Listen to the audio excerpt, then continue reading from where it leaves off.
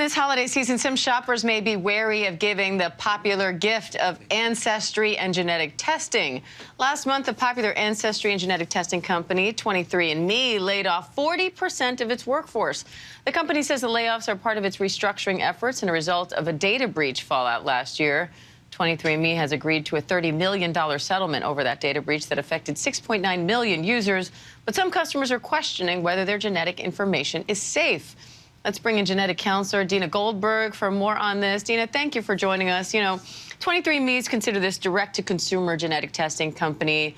Transactions with the companies are considered commercial. It's not medical. It's not protected by HIPAA. So how does this affect the privacy of those customers' genetic information? And what information was released during this breach? What are you worried about going forward? Sure. So I can't speak to exactly what was released during this breach, but I can say that as someone who works a lot with genetic data, that it is something that anytime you are giving your data, your biological specimen to any commercial company, or really any company at all, it is something to consider what they're doing with that information. And typically when we're talking about genetic information, it usually is stored very securely. And usually there's consent forms to sign and to fill out that will explain what they're doing with your data. So that is something that I like to tell people to make sure you read through and can ask questions about before you're submitting that data.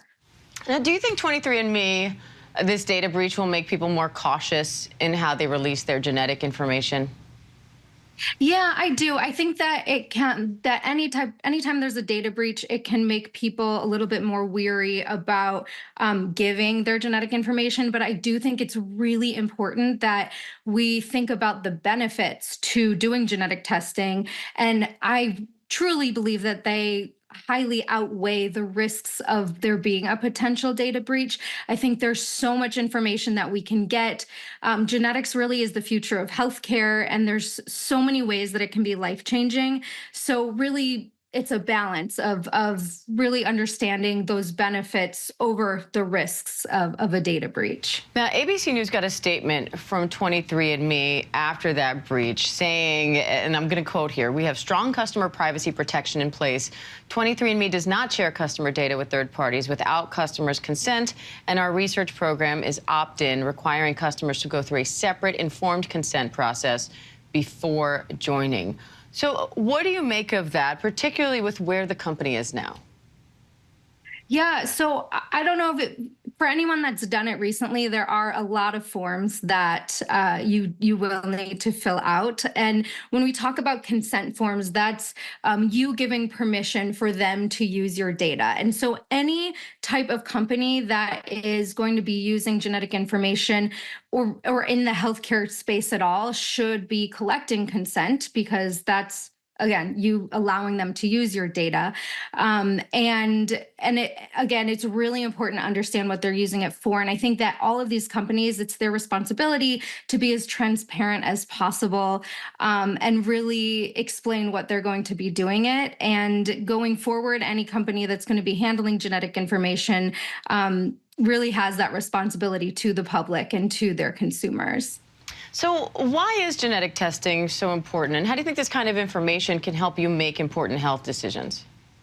Sure. So as someone, as a genetic counselor who works in genetic testing, and I can tell you that it can be used through all areas of medicine. So typically people always think about genetic testing as something you do when you're planning a family, or maybe someone who's gone through cancer, but it can be really used in all areas. And that can be somebody who has an undiagnosed disease that maybe needs some answers. And it can be helping people who are healthy understand what they can do and what they're at risk for and what to do to lower that risk, so to really personalize it.